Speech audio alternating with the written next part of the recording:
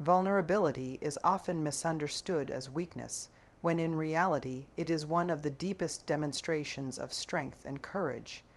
It is the act of letting someone see the parts of us that are unpolished, the emotions we try to hide, the truths we are afraid might be judged. To be vulnerable is to stand without armor, knowing there is a risk of being hurt, but choosing honesty over pretense. Yet, it is important to recognize that not everyone deserves access to this raw and unguarded version of ourselves. Vulnerability becomes dangerous when it is misplaced, when it is shared with those who cannot hold it with care, or worse, those who might turn it into a weapon against us. There are people who see vulnerability not as a sign of trust, but as an opportunity to manipulate or control. And when our truth falls into such hands, it can leave wounds deeper than the ones we tried to heal by opening up in the first place. Vulnerability is powerful, but only when offered to those who have proven they are capable of holding it with compassion, respect, and responsibility. Because without discernment, what was meant to bring connection can instead bring betrayal, and what was meant to create closeness can instead create distance, teaching us that our bravery must always be balanced with wisdom, and our openness must always be guided by the careful boundaries we set around our most sacred truths. Privacy is not about hiding who you are or living in secrecy. It is about creating a shield around the parts of your life that are too valuable to be placed in careless hands. It is the recognition that not every detail of your journey needs to be exposed, because exposure without discretion often leads to exploitation. Privacy acts as a filter, ensuring that what you share is given to those who have earned the right to hear it, those who have shown they can carry it with respect rather than use it as gossip or judgment. When you protect your privacy, you are not being distant or untrusting.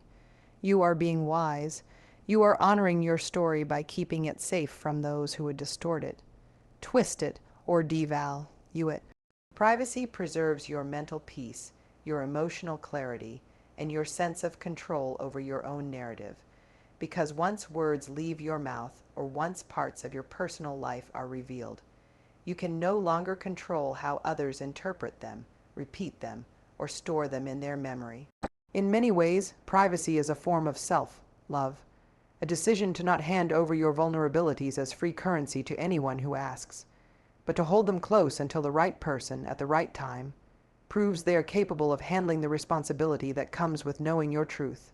Because your peace is fragile and your dignity is priceless, and both are worth guarding with silence and intentional boundaries that protect the essence of who you are. Trust is one of the most delicate currencies in human connection, something that cannot be rushed, demanded, or fabricated, but instead must be slowly and consistently nurtured over time through the smallest of actions.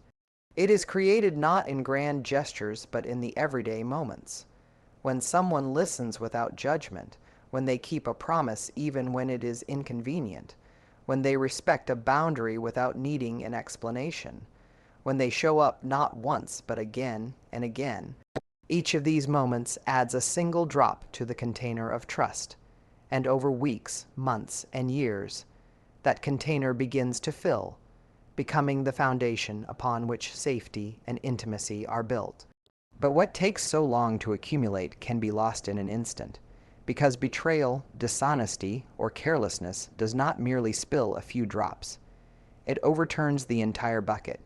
Once the bucket is emptied, no matter how many times someone says sorry or promises to change, the weight of broken trust cannot be easily restored, because the person who was hurt now sees the cracks in the container and wonders if it can ever hold water again. This is why trust requires responsibility and consistency, because without them, even one betrayal can undo years of steady effort, and the memory of that loss lingers long after apologies are spoken, reminding us that trust is not just a word we say, but a pattern of behavior we prove through Patience, respect, and integrity that must be guarded with vigilance if it is to survive oversharing often masquerades as openness, as if pouring out every detail of our lives to someone is the same as building intimacy, but in reality, it is a fragile and often deceptive substitute for connection. It can feel relieving in the moment to unload your thoughts, fears, or private experiences onto another person. But that temporary relief should not be mistaken for trust, because trust is not measured by how much you tell someone, but by the care and respect with which that person handles what little you do share. Oversharing can be an attempt to crack closeness, to bypass the slow and sometimes uncomfortable process of building a bond through time, patience, and shared experiences. But what it often creates instead is a shallow illusion of intimacy that crumbles quickly when tested. True closeness requires reciprocity, mutual respect, and earned vulnerability, while oversharing dumps unfiltered truth onto people who may not have the capacity, the intention, or the desire to hold it. In fact, oversharing can backfire, pushing people away rather than pulling them closer, because instead of fostering respect, it can create discomfort. Instead of building safety, it can raise red flags. And instead of creating genuine intimacy, it can leave you feeling exposed and misunderstood. The danger of oversharing is that it places pieces of your story in the hands of those who have not yet proven their loyalty. And once those pieces are out, you lose control over how they are perceived, repeated, or even used against you, turning what you thought was a moment of openness into a lesson about boundaries and discernment, because authentic connection is not created by the volume of your words, but by the wisdom of choosing who deserves to hear them, and who has earned the privilege of knowing the parts of you that are not meant for everyone. Boundaries are not walls built to keep people out. They are lines drawn to protect the dignity, peace, and well-being of the person within. They are the quiet but firm declaration that your time, your energy, and your emotions are valuable, and not everyone is entitled to unlimited access to them. Setting boundaries does not mean you love people less. It means you have learned to love yourself enough to stop allowing others to drain you, disrespect you, or cross lines that leave you feeling small and unworthy. Boundaries are not punishments. They are invitations to healthier interactions, where respect is the foundation and mutual understanding is the goal. When you say no without apology, when you decide what parts of your story stay private, when you choose to walk away from people who constantly violate your limits, you are not being cruel. You are practicing self-respect in its truest form. Many people will resist your boundaries, not because they are unreasonable, but because those people benefited from you having none. That resistance is not a signal for you to abandon your limits. It is proof that you needed them in the first place. Boundaries teach others how to treat you, but more importantly, they teach you how to honor yourself, reminding you that protecting your mental health, your emotional balance, and your personal truth is not selfish. It is necessary because without boundaries you lose pieces of yourself to the demands and expectations of others, but with them you reclaim your power, your peace, and your right to live authentically without apology. Every word we speak, every story we share, and every glimpse we give into our personal life is filtered not through the clarity of our intentions, but through the lens of the listener, a lens that is shaped by their experiences, their fears, their biases, and the beliefs they carry from their own journey. This means that no matter how carefully we choose our words or how sincerely we speak our truth, people will often hear something different than what we meant, because they are not listening with our heart. They are listening with theirs. Someone who has known betrayal may hear caution where you meant trust. Someone who carries envy may twist your joy into arrogance, and someone who has unresolved pain may project their wounds onto your story, until your words become distorted reflections of their own struggles. This is why sharing personal details with everyone can be dangerous, because once your story leaves your mouth, you cannot control the lens through which it will be interpreted. What was sacred to you may become casual conversation to someone else. What was a moment of courage for you may be dismissed as weakness in their eyes, and what was a cry for understanding may be misread as oversensitivity or drama. People do not see you as you are.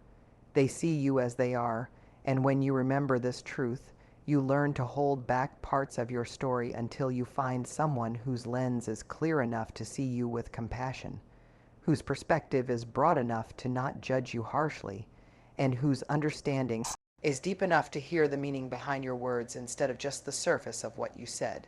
Because without that discernment, the most vulnerable parts of your life can easily be misunderstood, mishandled, or misused in ways that leave you carrying not only your own truth, but also the weight of someone else's flawed interpretation. The hard truth is that not every person in your life is rooting for your growth, and not everyone is happy to see you find peace, strength, or freedom from the things that once weighed you down. Some people are more comfortable with you broken, because your pain makes them feel powerful, needed, or superior. They prefer the version of you that doubts yourself, that second, guesses your worth, that apologizes for existing, because that version of you is easier to control, easier to manipulate, and easier to keep beneath them. When you begin to heal, when you start to stand taller and reclaim your voice, it threatens the dynamics they relied on to feel secure in their own positions. Your healing exposes their insecurities because it forces them to face the reality that they cannot keep you small forever, that you are no longer willing to carry the weight of their projections or live inside the limitations they built for you. Some will resist your healing by dismissing it, mocking it, or even trying to sabotage it, because your strength reminds them of their own weaknesses. And instead of rising with you, they would rather pull you back down to where you once were.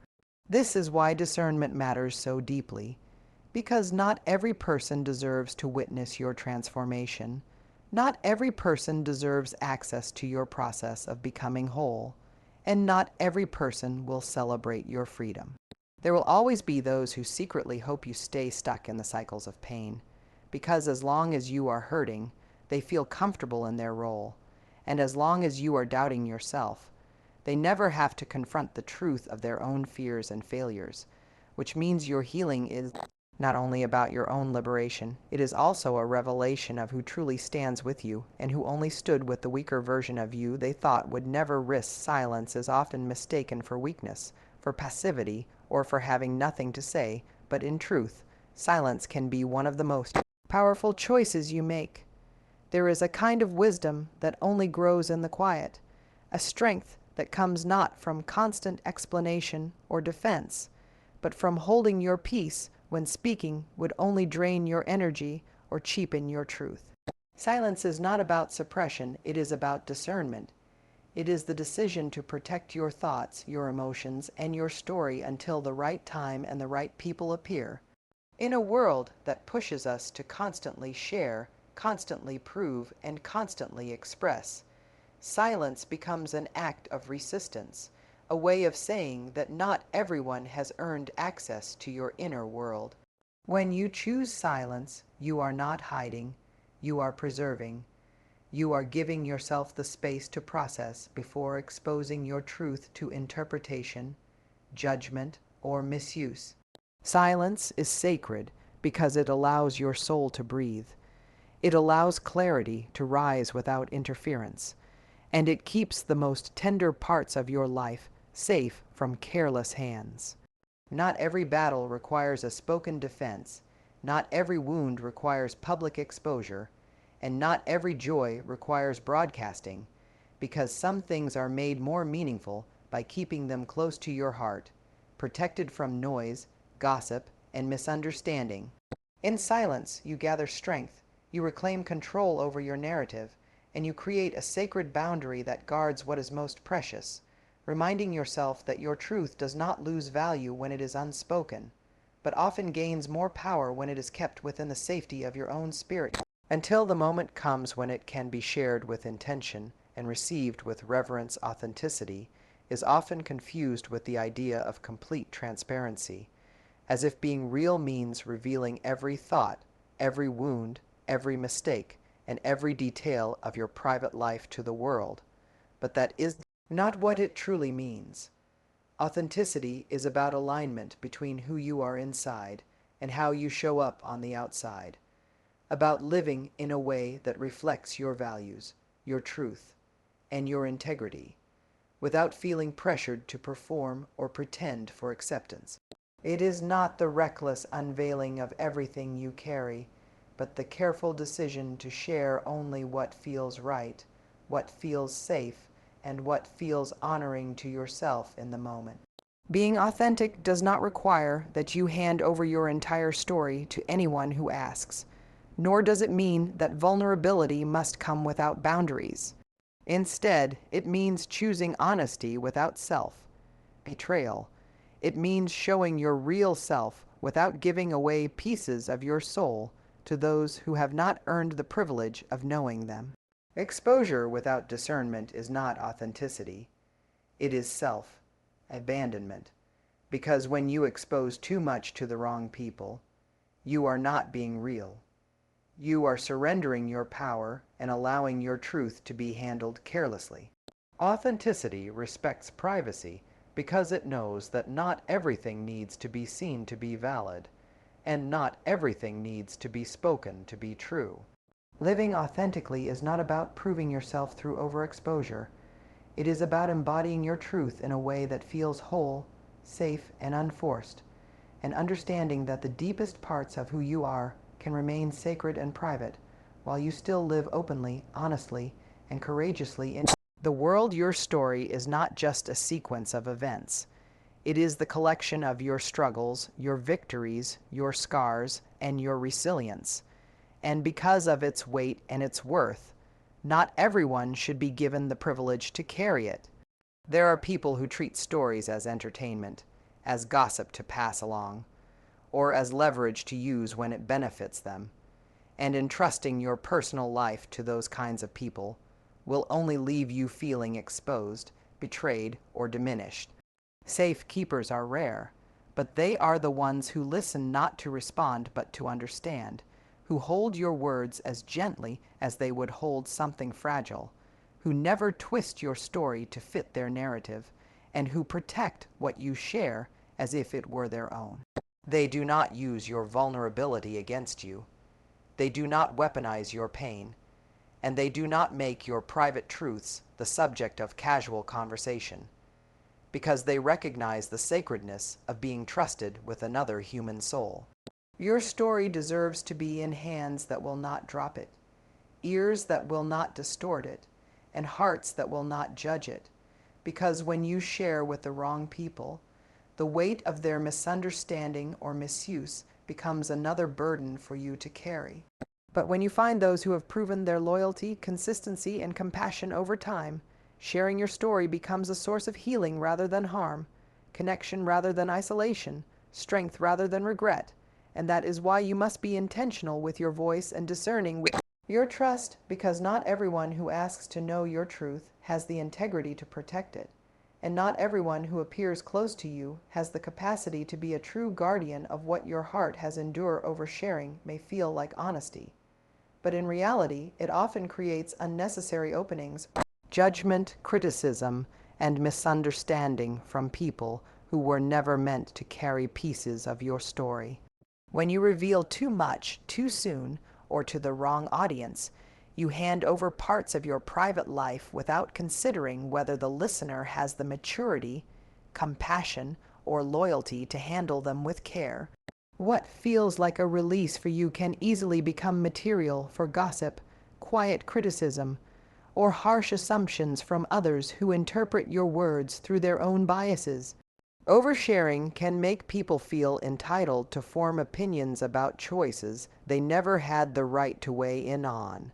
And once judgment is spoken or even silently held, it has the power to seep into your own self, perception, planting seeds of doubt, shame, or regret. People who do not truly know your journey will reduce your complexity to a single moment or mistake, and instead of offering empathy, they may hold your openness against you, using it to question your character or undermine your worth. The truth is, not every space is safe enough for your vulnerability, and not every person has earned the privilege to hear your deeper truths. Oversharing does not build stronger connections.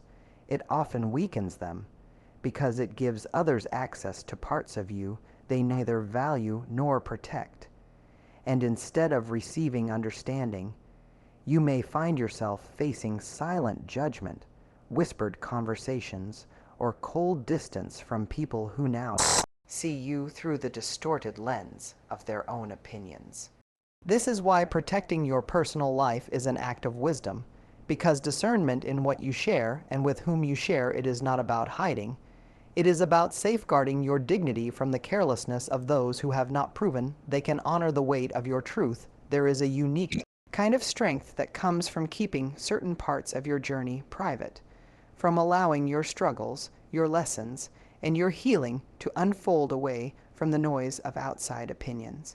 When you resist the urge to constantly explain yourself or broadcast every detail of what you are going through, you create room for your growth to mature in silence, free from interference, judgment, or unwanted influence. Growth is often delicate in its early stages, like a seedling that needs the quiet shelter of soil before it can break through into the light. And when you share too soon, you risk exposing that process to winds that can uproot it before it is ready. Not sharing does not mean you are hiding. It means you are honoring the timing of your transformation, understanding that some seasons are meant to be lived quietly until the strength you gain within becomes unshakable. This private space allows you to hear your own voice more clearly, to trust your instincts without being swayed by the projections or doubts of others, and to find clarity about what you truly want without external noise clouding your path. It also teaches patience, because by holding back your story, you learn to sit with it, to process it, and to grow through it until you are ready to reveal it in ways that feel empowering instead of exposing. Not sharing gives you control over your own narrative, ensuring that when you do choose to open up, it is not out of desperation for validation, but out of confidence in who you have become. And this kind of intentional privacy gives your growth the dignity it deserves, protecting the tender roots of your becoming so that they can stretch deep and strong before the world ever gets to see the fullness of what you have been quietly building within yourself. Real connection is not created by telling everyone everything, but by choosing carefully who is worthy of hearing your truth, because not every listener has the heart, the maturity, or the loyalty to hold what you give them with care. Selective sharing means that you are discerning with your vulnerability, offering pieces of your story only to those who have proven themselves trustworthy through their actions, their consistency, and their ability to treat your words with respect.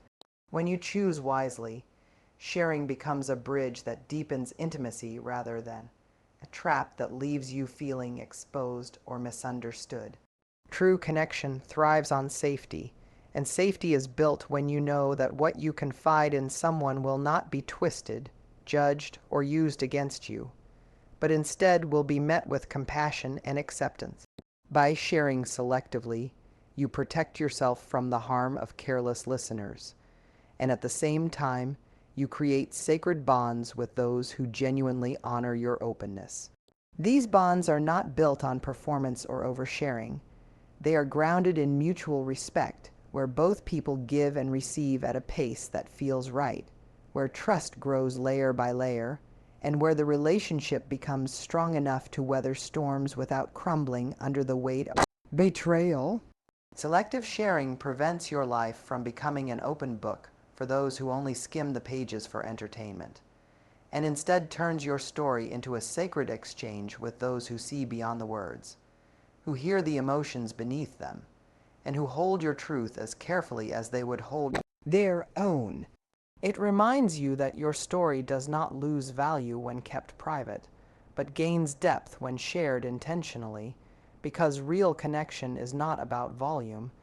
It is about discernment, and the fewer the people who know your deepest truths, the more meaningful it becomes when you choose the right person to carry them alongside you. Healing is one of the most personal and intimate journeys a human being can ever walk through. And yet, in a world where everything is displayed, documented, and broadcasted, it is easy to fall into the trap of believing that your healing must be visible, validated, or approved by others in order to be real.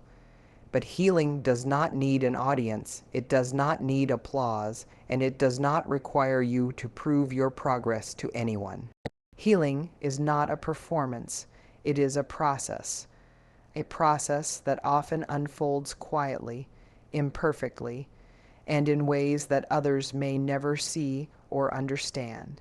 It is not always beautiful or inspiring. Sometimes it is messy, sometimes it is lonely, and sometimes it is 2 steps forward followed by 3 steps back, and none of that makes it less real.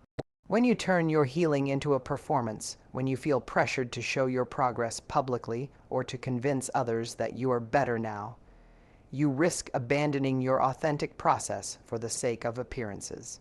Healing should never be about meeting external expectations. It should be about honoring your own pace, your own needs, and your own truth. Some people will expect updates, others will demand explanations, and some will even judge the way you choose to move forward. But their opinions are not the measure of your recovery. Your healing is for you, not for them.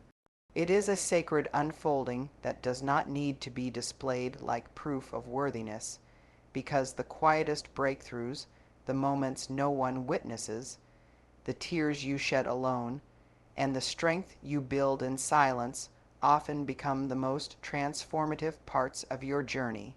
Healing does not require an audience to be valid, because it is not about performing wholeness.